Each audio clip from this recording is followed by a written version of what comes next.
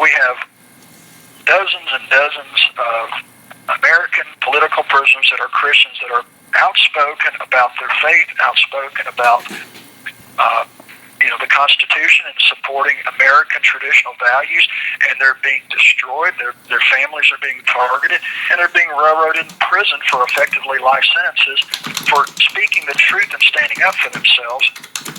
They went after the cake baker again in Colorado.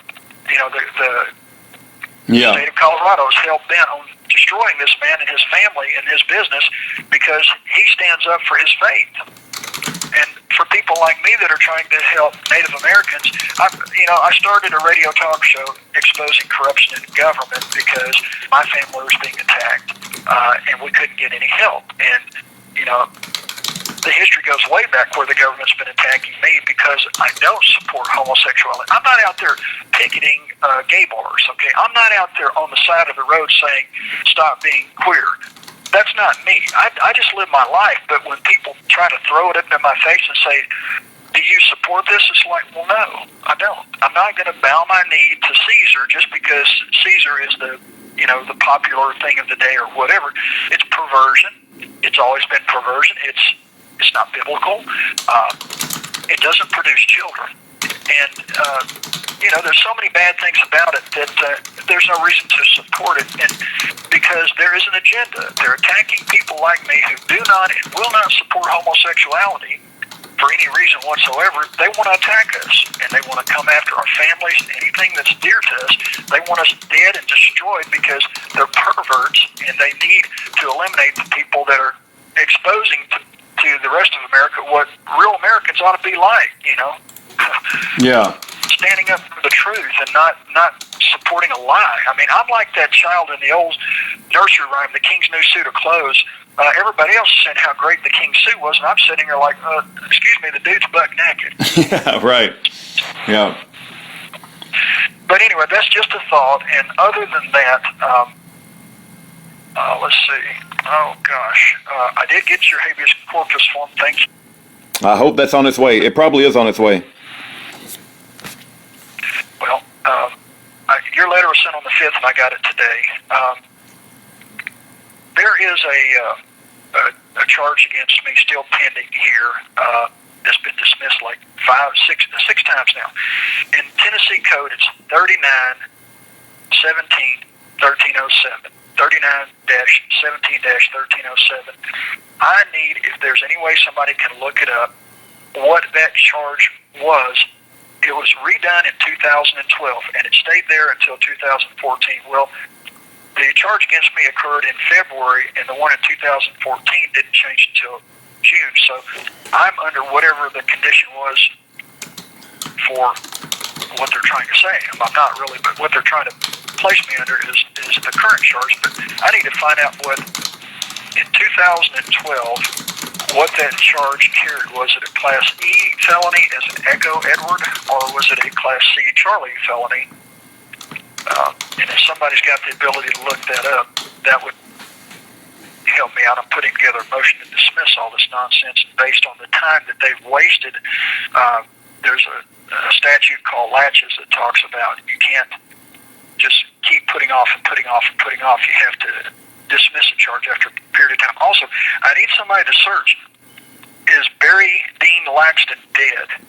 Barry Dean Laxton is the perpetrator that shot 29 times at me and my wife, the old boy's lackey who shot us. Barry Dean Laxton, Laxton. The reason I'm asking if he's dead is because I got notified the other day that the one charge of aggravated kidnapping, which the grand jury came back with a not guilty verdict, verbally said not guilty to all kidnapping-related charges, but then the judge manipulated that to say, well, there was a hung jury. No, it wasn't a hung jury.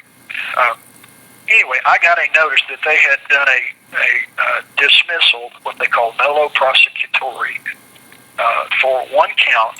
There was two, one by him charging me and the other by Nick King. And they dismissed his charge, so I'm wondering, did they dismiss his charge because he's no longer alive, or is it some other reason? But if somebody can search and it would have been posted in the Covington Loser, they call it, the Covington Leader here, or the Leader. It's a local newspaper in Tipton County, but his obituary would have been published, I'm sure. He's one of the good old boys.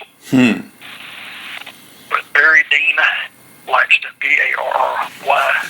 Okay. So those last two things you were asking for research help on, and this Barry Dean Laxton, you're okay with that going out? Yeah. Okay. Also, I was going to ask you something. Has anybody? Do you get any letters from supporters? I mean, do people write you that hear your? Not since I've been moved. I've got no letters. While I was in Douglas County, I got letters from 3 different supporters total. Now, the predominant one is from the friend across the water. Okay. That had kept keeping up with this, and I don't know if they, people get busy, obviously, and I guess the presumption is, well, he's been convicted, so it's all over, even though I'm still fighting. The thing is that if the President or the State Department recognizes my status as an ambassador, you have 1 minute left. I would be released immediately. They would have to release me and Mrs. Parsons immediately. So my fight is to get the recognition that the Chilcotin Nation's tacitly already been recognized by the United States since 1794, and then here in this case again in 1994. Hey, Mike, this is a legacy.com. It says Hudson.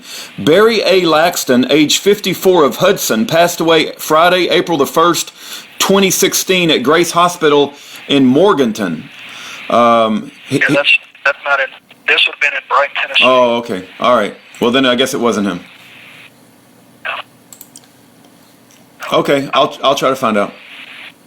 Or somebody can call the clerk's office here and say, hey, I see that y'all dismissed this aggravated kidnapping charge against Mike Parsons, against Barry Laxton. Why? Does he no longer wish to pursue the charge, or is he no Thank you for using Securus.